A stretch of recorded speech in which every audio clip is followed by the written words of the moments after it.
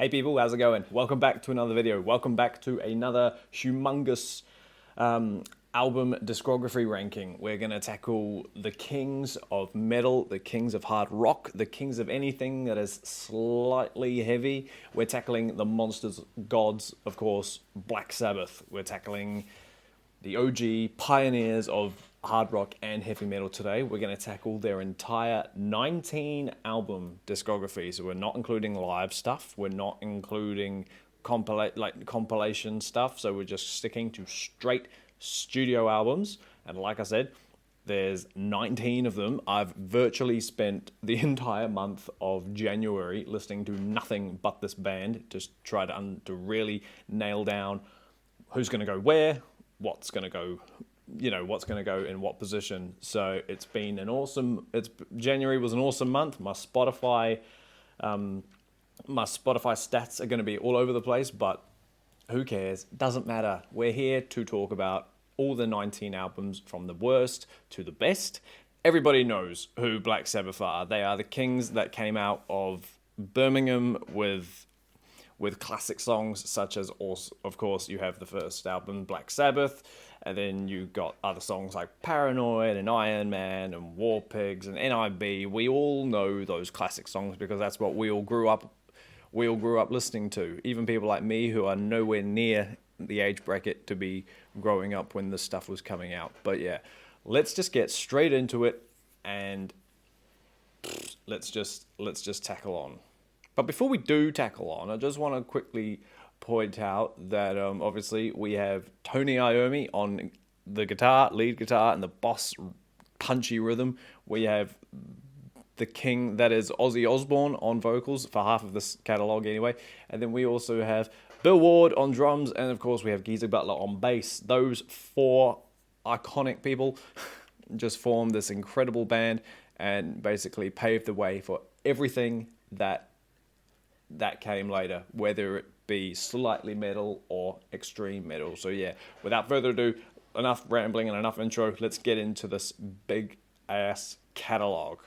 So yeah, I can't wait to get this going because I love having controversial opinions. So today, number 19 is the album from 1983, and it is Born Again. This album is not good, in my opinion. Quite a few of these albums aren't good, essentially, but let's hope we'll just race through this, like the first half, before we get to the really, really good stuff. But yeah, last place for me is Born Again, purely for the vocals. I cannot stand the vocals. Listening to this album was incredibly hard, and just, I don't even know if I finished it, but I was excited to get to the albums that I didn't know, and to be introduced to an album like this was just a bit like, oh, okay. Are there any good songs on it?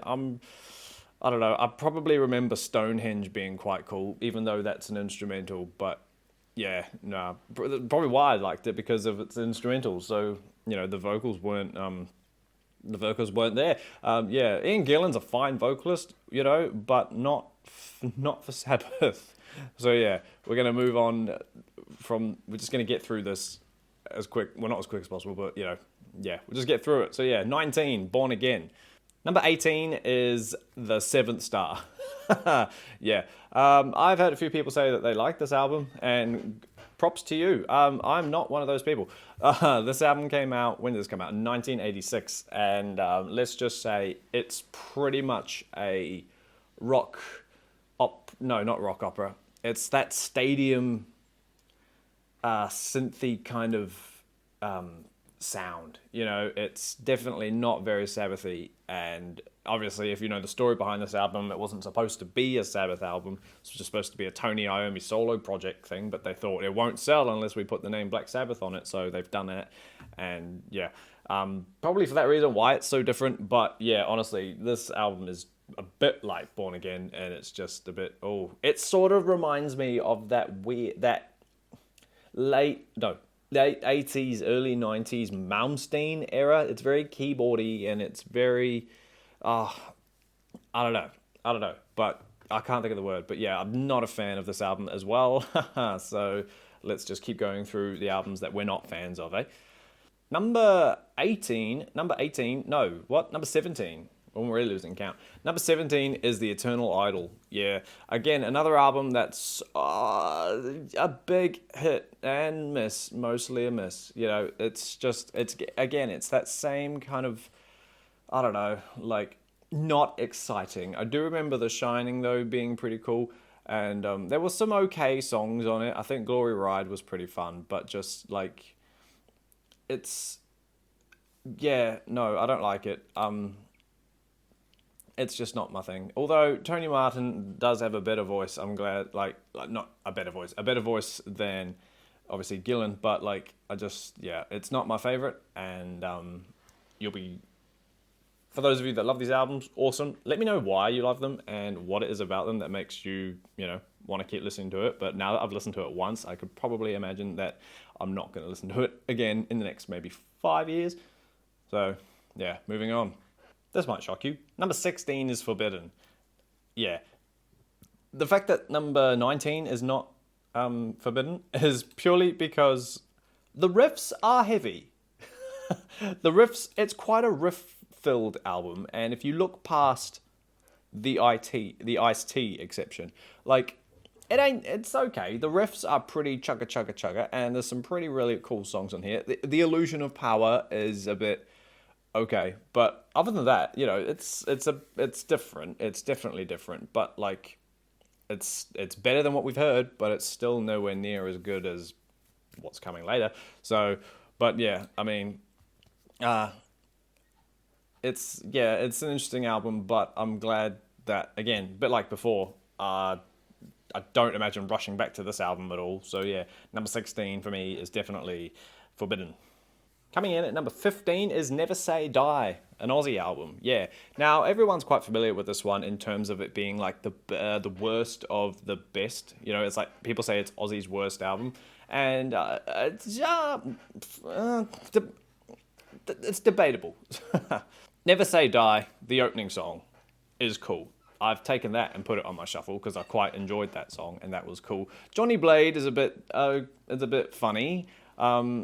Yeah, there's a song on here, I think it's Shockwave, where it's got that random, like, almost jazz-like ending. And as weird as that sounds, that is not Sabbath at all. However, if you take the name off it, if you don't think of it as a Sabbath song, in fact, if you don't think of this album as an album by Black Sabbath, then it's quite good. But because it's a Sabbath album, it's different. So, yeah, that makes sense. It does to me. So, yeah. Number 15, Never Say Die. Number 14 is the album that comes before it. Technical Ecstasy. Yeah, so this, again, is an album that's a bit like, oh, okay, they're starting to get a bit different here. If you think of what came before, if you think of Sabotage and then you compare it to this one, there's quite a change. Sabotage was very heavy. This one is not, for a better word. Backstreet Kids is quite a cool opener, though. I won't lie. That's quite fun. It's a nice, upbeat, kind of fast get into the album. It's a bit of False Promises, though, maybe, because the rest of the album is that's like the best song, maybe. Rock and Roll Doctor. It's stupid. Dirty Woman, though. We all like Dirty Woman. But yeah, no, the song Dirty Woman is pretty cool. And they probably knew that it was cool, and that's why they've put it at the end of the album, basically to give the listeners a reason to keep playing the whole album, just so they get to the better song on the record. So yeah. Number 14 is Technical Ecstasy. Ecstasy. Extatoxicity. Now this next one might flip you out, because number 13 is a classic, and number 13 is Sabbath, Bloody Sabbath. And the reason it's number 13 is because of Ozzy's vocal range. It is incredibly high-pitched, and I remember first listening to the song Sabbath, Bloody Sabbath, like, I'd heard it before I was ranking this stuff, but there's a lot of here that I hadn't heard until the ranking. But Sabbath, Bloody Sabbath was not one of them. And I just didn't like the vocal style. It's so high, and it's just there's no need for it to be in that register, considering the guitars are tuned down like quite severely. The song itself, Sabbath, Bloody Sabbath, I just couldn't get my head around that range. I was just like, oh, that's piercing almost. But like songs like Fluff, that goes on for a little bit longer than it needs to, but that's quite cool. Again, instrumental, no high-pitched vocals. And National Acrobat is quite fun as well, I will give you that. Killing Yourself to Live is quite cool too. But like, yeah, it's just like definitely the worst of the best, I reckon, in that, that era. But yeah, Sabbath, Bloody Sabbath, number 13. Number 12 is Cross Purposes. Yeah, another Tony Martin album. Purely because it's just that it's still in that sort of middle era where it's just like a there album, like it just exists, and it's not great to listen to, but it's not bad on the ears either. It's almost like it's fine background music. Eyewitness is a cool opener, I remember that, and I remember Cross of Thorns being quite cool too. But there's still like The Hand That Rocks the Cradle and Cardinal Sin. I remember them being cool too. There are some cooler songs on here, like the songs on the albums that we're talking about now. They're getting better. They have better things to talk about them, and just the albums overall are getting better slowly but surely. But yeah, this one is just another sort of there. I don't think I'll listen to it again soon. Will probably be a lot sooner than I'd listen to Forbidden. But yeah, it's just a there album, unfortunately. Cross Purposes, number 12. Number 11 is the comeback, one of the comeback albums I think they tried to do, and that is the album with Dio, Dehumanizer. Yeah. After going through the period that comes before this album, I was quite excited to get Dio back into the band. However, this album is still crept below quite a few others, obviously. My favourite song on here is probably, After All, The Dead, the second song, was really, really cool. That was awesome. But a song I really, really loved was track 9, only because I was already familiar with that song, but not because of Sabbath, but I was familiar with it because of the band Tyr, or Tudia, however you say it. They covered it on their Lay of Thrym album, and I loved it for like 10 years now. So I was excited to hear Sabbath actually do that song, and it's actually quite different. The intro is quite different. It's more muffled and whatnot. But yeah, there's some fun songs on here. Computer God was fun. After All, The Dead, I just said, and Letters from Earth. There's some really interesting stuff on here. But yeah, like I say, it's still number 11, so we've still got a bit to go, but we're getting through it. So I'm just racing through the second half because I'm just excited to get to like the top ones. That's all. 11, Dehumanizer. Here we go. Now we're into the top 10. Number 10 is Tony Martin's The Headless Cross. Number 10, Headless Cross. The Headless Cross is a cool album. This is where the albums start to get really, really awesome, and I can probably talk about a lot more. I was really excited to listen to this album when the ranking was taking place, purely because I know it's a breath of fresh air compared to what's come before it. The Gates of Hell instrumental is only a minute long, but it's just this, it's almost like a black metal intro. Obviously, look at the name. It's just this sound. I think it's just this eerie wind and snow sound-like thing blowing, and then suddenly the song Headless Cross takes off, and it's just like, oh, here we go. It's very power metal-y, and if you know me, you do know that I love a bit of power metal, so it was really, really awesome. But as cool as Headless Cross the song Devil and Daughter, as soon as I heard that riff, that opening riff, and the rest of the song, I was like, this album is awesome. I've already ranked it pretty awesome. Like, that riff at the start of Devil and Daughter just took me through the whole song. It was absolutely cool. And then the second side of the song, Kill in the Spirit World, that's such a cool song too. Call of the Wild, it's just the titles are almost quite power metal-y, but they've got like this weird chill about them too. So it's like power mixed with black metal. That would be a fun thing to do, complete opposite genres. But yeah, we're getting good albums now. Tony Martin, as we know, is a phenomenal singer. He doesn't get enough credit for the albums that he's done, but this album is definitely like probably his best one, I reckon. Headless Cross is amazing. So yeah, it's really, really cool. Number 10, though. Number 10, Headless Cross, yeah. Number 9 is the band I just mentioned. Number 9 is Tyr. I love it because of the whole Nord God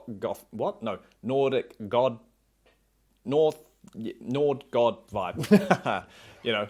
Viking metal and whatnot. It's just such a really cool album. I love Viking metal already, so I was really excited to just be able to listen to this album. And even though it's not a concept, it's just how all the songs flew in like into that style. It's just so cool. The Lawmaker and Jerusalem are really cool songs. The Sabbath Stones, though, that's a really cool, fun song, and it's got some really cool, like lyrical lyrics in it. It's got some really cool lyrics in it. It's just real power. Odin's Court and Valhalla. These just, they're so good. And then the song that probably breaks it, that stops it being concept, is "Feels Good to Me." It's just like, oh yeah, we'll chuck in a 6-minute. A 6-minute song just for fun. But yeah, it's a really cool album, and the albums are definitely now getting so much better. So yeah, let us continue into the chunk that you're probably most excited about as much as me. Number 8 is the final release, 13. When I got to this album, I felt like it was done. It was over. I was like, wow, what a mission it was to get here. But I'm so glad that I pushed through and got here, because this album is such it's like watching a really, really sad, terrible film and then having the ending be incredible. This is sort of what it is. 13 is a fantastic album that completely shows off the ending for Sabbath in such a great way. Songs like I was very unfamiliar with this album. I'd never heard it before from start to finish until the rankings. So I'd known God Is Dead. Everyone knows God Is Dead. God Is Dead is a beautiful song. The end of the beginning, I only half knew, so it was kind of cool to like properly hear that and listen to it. But then there are some actual really awesome other songs on here that I'd never heard that I fell in love with. Like, for example, Loner. Loner is such an awesome Black Sabbath song, and I reckon that song could go on like a Paranoid album. The riffs in that song and the style of what it's about and how it's sang, it just sounds like it's 50 years old, just done with incredible production. I really think it would fit on Paranoid probably. But then what I thought was really, really awesome as well was Zeitgeist, if that's how you say it. It's almost like Planet Caravan 2.0, which without the spacey phaser noises. It's just like an acoustic guitar and Ozzy singing beautifully like he does, and it just tells pretty much the same story as Planet Caravan, tripping through a space flight vibe, and then the vessel crashes and blah blah. It's awesome.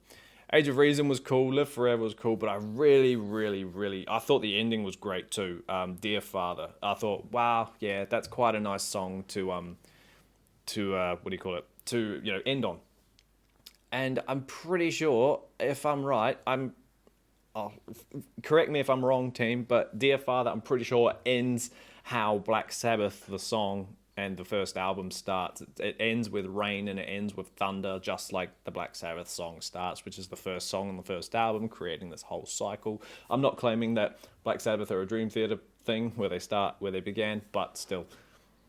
What a cool way to end a 50-year career, just to be like, oh, there we go. That's done now.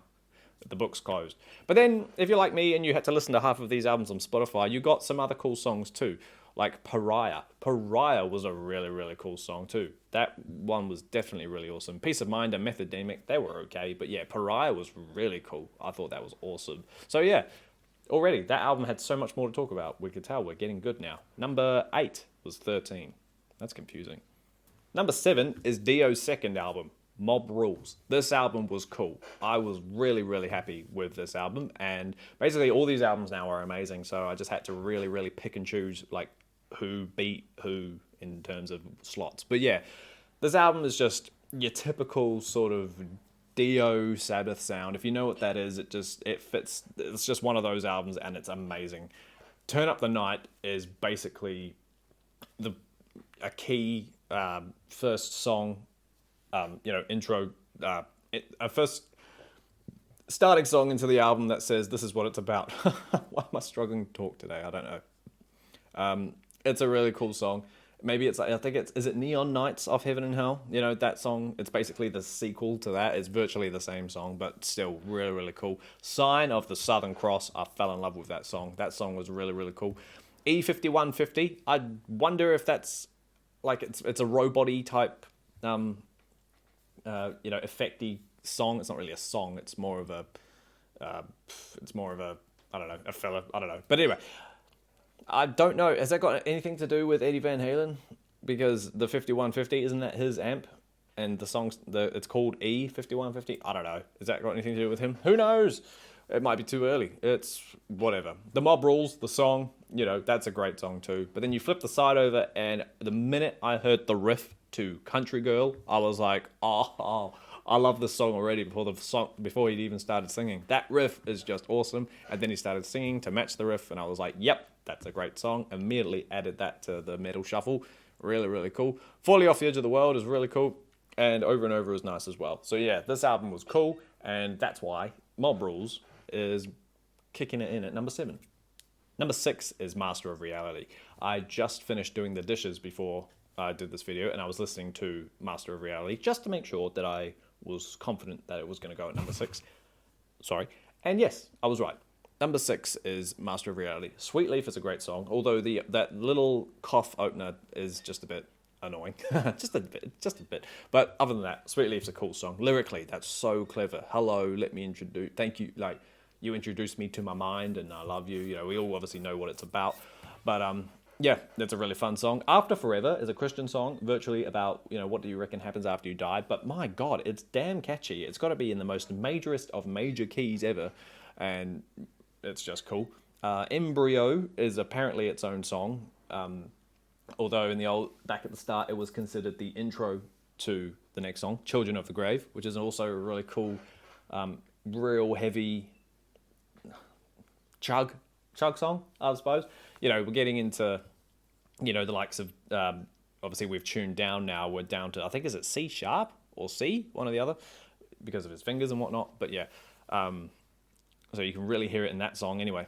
And then you've got Orchid, the next song, which is just another an acoustic instrumental of Tony Iommi's just basically showing off his awesome guitar skills. Very, very nice, very, very pretty. Solitude and Lord of this World was cool. Solitude was very, very different, very, very calm. And Into the Void was probably one of at that time, probably the heaviest riff that Sabbath had come up with, I reckon. So yeah, I'm quite happy to have Master Reality at number 6. It's not my favorite, but definitely nowhere near bad. It's not a bad album at all. Every song on here is damn good. So yeah, number 6. Number 4 was an album that number 5 was an album that I would actually have thought would have been higher, because I did listen to it quite a bit after I'd heard it. And that is Volume 4. Yeah, I do really, really like Volume 4. Volume 4 is really, really cool. When I heard the album, I was like, God, this is cool. How have I never listened to this? Like, I never properly listened. I was one of those Sabbath fans, unfortunately. You listen to the first album, the first 2 albums, and you kind of just stop there because you're like, what's on the third album? Nobody knows, kind of thing. I had that mindset. But anyway, I'm so happy now that I've been exposed to the likes of Volume 4 and other stuff like that. But yeah, number 5 is Volume 4. Wheels of Confusion, the first song, I really, really love. Especially the second half of it, where it goes into like this, I don't know, it's just such a 70s vibe. And it's so Wishbone Ash, I think, is who I compared it to. It sounds really, really fun. It just goes and goes and goes for like 3 minutes. It's just really cool. Tomorrow's Dreams, cool. Changes, no. I'm not a fan of Changes. I don't like it. It's just slow and I'm not in the mood for it ever. So yeah, moving on. FX was just this randomly stupid effect noise, The song consists of the band members throwing things at Iommi's guitar and just seeing what sounds they made, and that's what the song is. Supernaut's cool. Supernaut's got this really, really cool riff with an awesome little tail fun thing at the end of it. Really, really cool. And then, of course, we've got Snowblind, the obvious homage to Cocaine song. Really, really fun song, that one. Cornucopia is cool. Laguna Sunrise. That's different, but it's still nice. It's nice to listen to. I'd much rather listen to that than Changes. And then St. Vitus Dance and Under the Sun. Real fun songs. You can tell this album was made in Bel Air in Los Angeles? I'm pretty sure this is that one. So yeah, it's definitely got that vibe, and it's a great album, and I really, really hope to own it one day. I'm gonna gonna be on the hunt for it now. But yeah, number 5, volume 4. Number 4 is Paranoid. I'm glad that I didn't put this one higher. Now, this one at first was quite low, only because of the amount of overplay that some of these songs have. That's all. But then I tried to take that account out of it and be like, okay, as a song itself, that's really, really cool, despite having heard it countless times. You know, it has my favorite Black Sabbath song on it of all time, and that is War Pigs. It's the most awesomest song. When the Rock 2000, our radio station, is playing it, I always vote for that song, always want it to get high, and thankfully the rest of the country believes it's always roughly in like the top 20, 10, 15 era, so that's really cool. But anyway, War Pigs is a fantastic song. Like I say, Paranoid is that rock song that we do never need to hear again. It's fun to hear like once a year now, unfortunately. It's like Enter Sandman. It's just... yeah, unfortunately it's there. But it's still a great song. You know, you can't deny that it's a great song. And when it comes on, you hear that riff and you just think, yes, please, play it, turn it up. But then, like I said before, I loved Zeitgeist from 13, so I really, really love Planet Caravan. It's just such a cool, spaced out, what's going on kind of song. And the song I would probably skip on here is definitely Iron Man. I don't know what about that song, but it's just, to me, a bit, okay. Maybe it's a bit long. I don't know. The intro riff is fine, but that's about it, to be honest. And yeah, and then you flip the side and you get those awesome songs that, you know, only the diehards know. Electric Funeral, Hand of Doom, very cool song. Hand of Doom, we really love. And Fairies Wear Boots, you know, that's a great song too. And Rat Salad, which is getting weird, but hey, it's overall it's a banging album, and like I say, 7 out of 8 tracks is not bad, you know, but obviously 99% of the world would probably agree that it's 100% 8 out of 8. So yeah, so number 4 for me is Paranoid. Number 3 for me is the debut. Number 3 for me is Black Sabbath. Now, I honestly thought that this was going to be number 1 because I'm such a fiend when it comes to debut albums. You know, to me they're so important, and it's just the epitome of like what the band want to do. Any band, you know, not just Sabbath, but like any band, whatever they want to do, they try to do it on the first album. It's like them at their purest before they've been influenced by anything else. But unfortunately, not the case on this one. Black Sabbath is number 3, but I do freaking love this album. I play it so much, and because for that reason, it has to go up so high. You know, the song Black Sabbath. Oh, the song that started it all, literally, like, you know, like I just said on 13, it starts with rain and thunder, and then you hear that G chord, and then you're just like, oh, and then the tritone that just kicked off all this fascination that was heavy metal. It was just like perfect, fantastic song. It's got every element that a heavy metal song should have. Moving on, you get The Wizard. Wizard's a funny song because you come straight from like the scariest song ever written at the time, and then you come into what feels like a country song. You know, you hear the harmonica and you see an old man sitting on the porch in a rocking chair. But still, it's a Black Sabbath song. It's awesome. I really like Behind the Wall of Sleep. That vocal melody is really, really awesome. And then, of course, you've got NIB, the awesome bass intro. Oh, Geezer is an amazing bassist. That's one thing I did learn from listening to this whole catalogue. Geezer's such a great bass player. It's insane. NIB is fantastic. And then the second side of Black Sabbath is interesting because it's like you've got a cover of Evil Woman, which is still fun. Sleeping Village is strange. And then you've got it's like a jam session of a bunch of stuff. It's this 10-minute cover of just everyone having a good time. And yeah, by the end of it, you're like, wow, that was technically only 3 songs. But yeah, no, really, really fun album and absolutely phenomenal record. And I do own that one, so that's awesome. But yeah, number 3 is Black Sabbath. Nearly there, team. Number 2 is Sabotage. Number 2 is the album that everyone hates the cover for. Yeah, it's the worst album cover ever in the world. But if you take away the album cover and you focus on the music itself, you realize that, yes, this album is actually so, so good. I kind of fell in love with it when I first heard it. I was like, whoa, what is this? Especially coming from the the album that was Sabbath, Bloody Sabbath, coming off that into this was just like, thank you, that's what I want. So yeah, Hole in the Sky, the opener, fantastic song. It's such a heavy album. All these songs are so heavy. Don't Start Too Late is a homage, well, not really a homage, but Sabbath always had a habit of playing before the music producers were ready. So if you listen to that song, it kind of just like starts. It doesn't just, there's no intro, whatever. It just starts them playing. It's only 50 seconds long, but like really cool. Symptom of the Universe is probably the first ever introduction to thrash metal. It's like the fastest verse riff that Sabbath have ever played. I reckon it's definitely not Doom. They're off the Doom vibe now. But yeah, apart from the last 3 minutes of Symptom of the Universe, the first half is great, and then the second half is just a bit, what's going on here? But yeah, Megalomania is a weird 10-minute song, and when I saw that, I was like, oh, okay, here we go, 10 minutes. But it didn't feel like 10 minutes. It felt pretty cool. I would listen to it on the way to work, and I'd be like, yeah, no, I like this.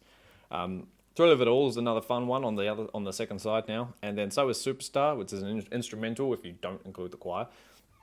Am I Going Insane is okay. It's sort of single like, but like I remember singing it and the vocal melody drops or it doesn't change. I can't actually remember, but in the chorus, and I'm singing it going up. I'm like, why didn't he raise the vocal line? It would have been so much better for him. But anyway. And then The Writ. The Writ's quite fun too. Another 9-minute long one to close the album. But yeah, honestly, this album is so good. And if you haven't listened to Sabotage, I would highly recommend doing it because it's such an album that probably people get put off by because of the album. Don't ask what's up with the album cover. Just focus on the music itself and you'll be blown away. Yeah, really cool album. And that's why it's at number 2. And therefore, it would come as no surprise that number 1 is the Ronnie James Dio album from 1980, Heaven and Hell. Yes, I do feel a tiny bit bad that the number 1 Black Sabbath album doesn't have Ozzy Osbourne on it, but at the same time, I don't, because that's my opinion. And that's what this is all about. So yeah, Ronnie James Dio with Black Sabbath created Heaven and Hell, and that is the best album from Sabbath overall, I reckon, only because it is literally an 8 out of 8 album and the riffs on it are just so cool. What came before it, Never Say Die, and the Technical Ecstasy stuff was just like, okay, and then suddenly you get punched in the face with a song like Neon Lights. Very cool. It's just such a really fun, upbeat, hard rock song, really. And then you get Children of the Sea, which is like a ballad already. It's funny when bands put ballads to be out on the second track, but that's, in a way, it's all right because it gets it out the way, and then you get kicked off with Lady Evil, which is, again, another high punch type song, but then the title track, Heaven and Hell, those chords and that pounding bass through the rhythm, so good. Really good song. The lyrics in that are fun. Dio's an amazing singer, if not literally top 3 greatest metal vocalists of all time. Wishing Well is okay. Die Young is probably my favorite song. I love that song. I love that song since I first heard it, and I was like, good God, this song is amazing. Really awesome. And then Walk Away and Lonely as the World. Really cool stuff. Honestly, such a good album. It's just got such a punch. All the music on it is great. Iommi's playing is insane. Geezer's bass is out of this world. Dio's singing is just wow. And, Bill's drumming, you can't not love Bill's drumming. So yeah, number 1 is Black Sabbath, Heaven and Hell. Love it. Booyah team, there we go. Thank you so much for hanging out with me while we sit here and tackle that amazing task that was ranking all of Black Sabbath's albums. I feel like I went a bit quick through there, but at the same time, it's nearly 20 albums to get through, so no regrets of how fast I went. So yeah, if you made it to the end, thank you so much for watching. If you liked this video, then I'm not going to tell you what to do. Just if you liked it, thumbs up for me. I'm going to thumb it up. So awesome. But yeah, it's a brand new year. Yes, it's February now, but still we're going to get back into the swing of, these rankings, get more of them, pump more of them out, especially the bigger ones as well. I got some big ones lined up that will take a long time to get through, but that's not for you to worry about. Until we see each other again, have an amazing day. It's raining today, so if it's raining where you are, stay inside, don't get wet. But yeah, until I see you again, have a fantastic day, and I'll see you all again real soon.